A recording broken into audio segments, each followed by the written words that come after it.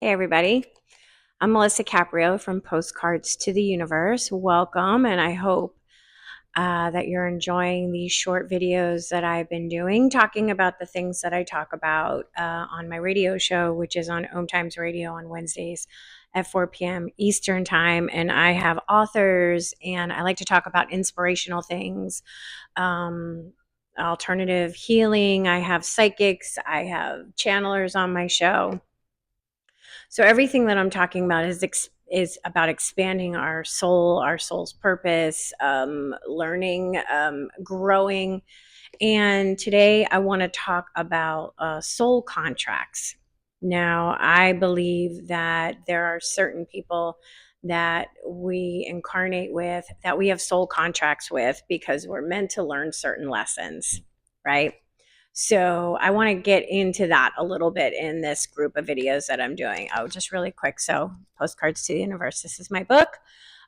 Postcards to the Universe, Harness the Universe's Power and Manifest Your Dreams. And in the book, it's all about manifesting using the law of attraction, using creativity, making manifesting postcards. I photograph them.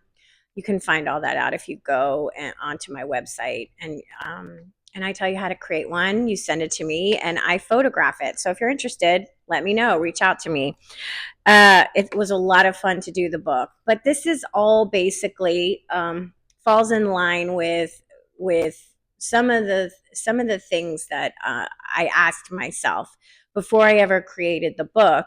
Is why did I attract certain relationships into my life, right?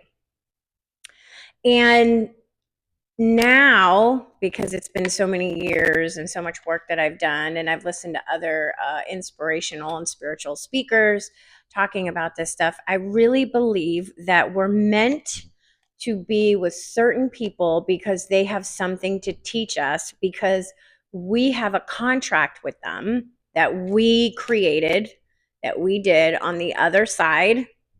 And the only way we could learn the lesson, grow as a soul, was to have a certain experience. And we needed somebody to play off of us. We had a contract together. So you'll be this and I'll be this, so that we both can learn this. And I'm going to get into more detail about some examples of what that looks like. But if you think about it, and I'm sure that if you've been listening, you're already interested in this kind of stuff. But if you think about it, isn't there certain people that you have met, maybe had a relationship with, that you're like, I've known this person before. You can't explain it. There's just a certain connection, like you know them. You didn't just meet them, and that's because you do, soul to soul. And maybe you have a soul contract together. So I'm going to talk more about that in the next video. Thanks.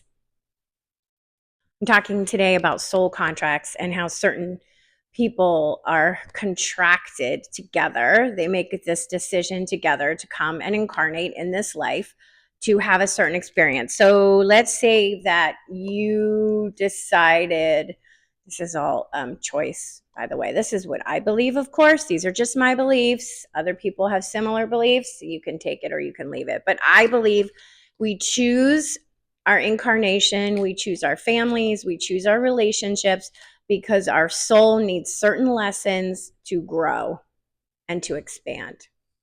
So many of the romantic relationships that we have, especially romantic, but it doesn't have to be. It could be friends, it could be family. I mean, a lot of them, soul contracts, are with family. But your most important relationships, many of them are soul contracts.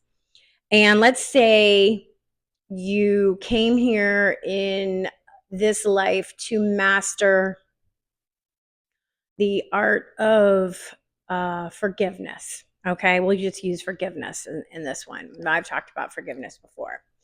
The only way that you could learn about forgiveness, and I mean really learn it inside, where you're growing and forgiving other people for things that they've done to you, is you have to have experiences where you've been hurt or betrayed by somebody else, so that you can master forgiveness. It's not like you can come in and say, okay, I'm going to master forgiveness and then have an easy life and have no betrayals. Nobody hurts you. Everybody treats you wonderfully. And you're just, hop skipping through life. If that is your life, you may have chosen other things to grow and learn from. But if it's forgiveness, it's certainly not going to look like that, right? You're going to need experiences that you need to forgive. You're going to need people to hurt you, betray you, that you need to forgive. If that is what you came here to master. And I think a lot of us have come here to master the art of forgiveness, right? The learning how to forgive. Oh, piece of hair. Okay, there we go. Got it. Think about it. Think about it in a romantic relationship that you've had where somebody betrayed you so deeply and you're still holding on to that hurt. Now, when I talk about forgiveness, it's not letting people off the hook, right? I mean, in their physical body. But if you can look at it from a perspective of imagine you and that person, soul to soul, going over certain lessons that you're going to experience in this lifetime. And that person says, I love you so much that I'm going to be the bad guy in your story in this life.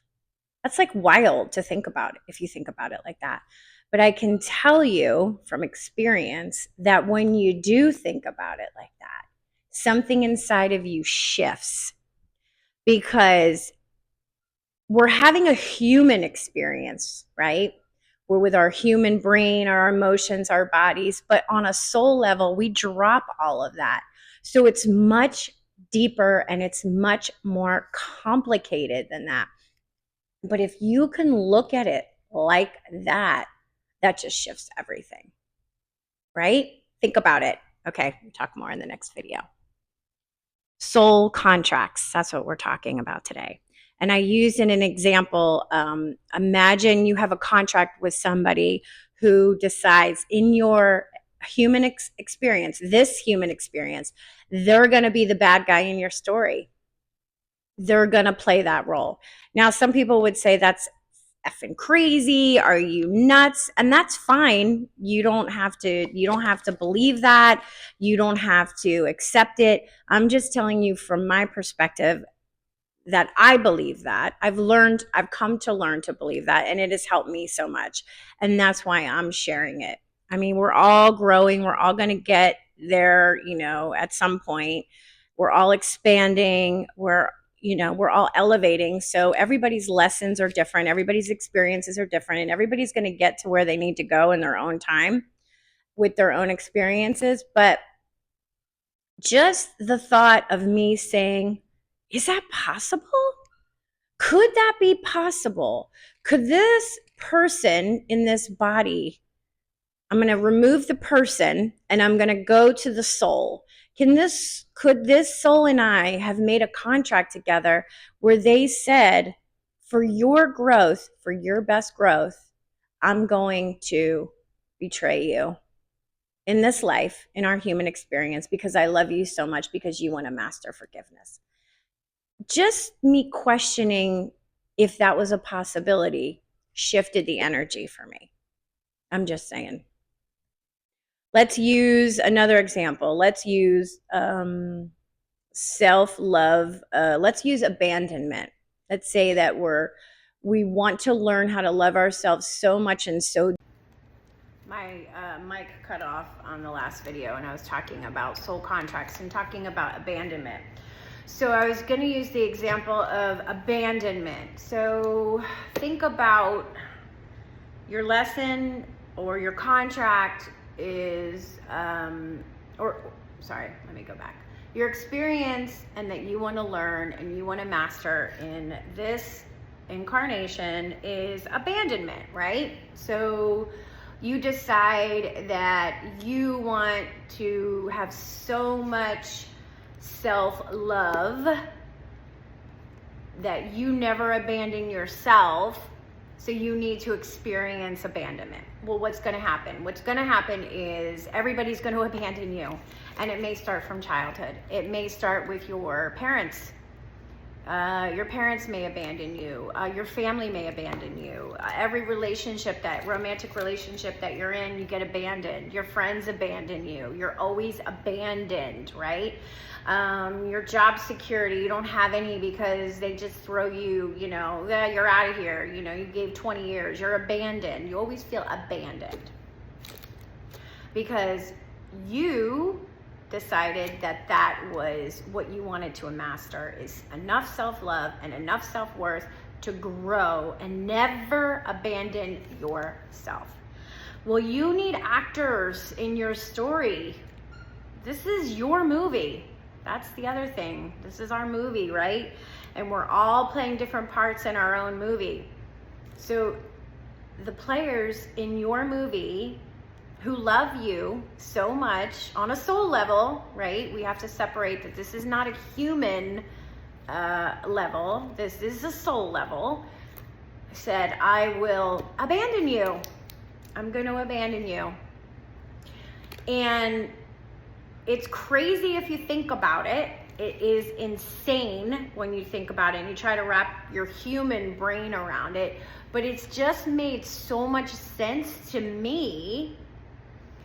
Like it planted a seed in my brain, like where I started to go, well, that kind of tells me and makes sense to me in a way, like why certain things happen.